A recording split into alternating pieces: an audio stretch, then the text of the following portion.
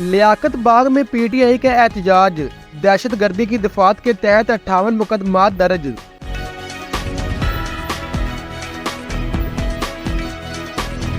Rawalpindi police نے گزشتہ روز لیاقت باغ اور گرد و نواح میں ہونے والے احتجاج اور جھڑپوں کے بعد پاکستان تحریک انصاف کے 58 سے زائد مقامی رہنماؤں پر مقدمات درج کر لیے۔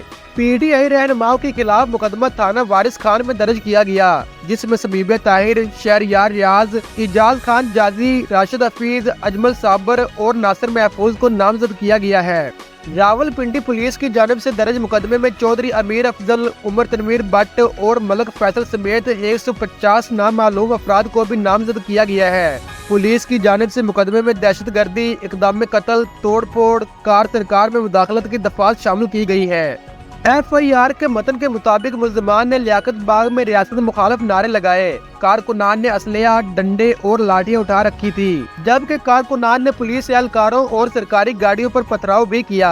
ایف آئی آر کے مطابق کارکنان کے تشدد سے پولیس اہلکار منیب عباس، اجمل خان زخمی ہوئے۔ ملزمان کے پتھراؤ سے افسران کی گاڑیوں کو بھی نقصان پہنچا، جبکہ ملزمان نے سرکاری اسلحہ چھین کر ہوائی فائرنگ کی اور خوف و ہراس بھی پھیلایا۔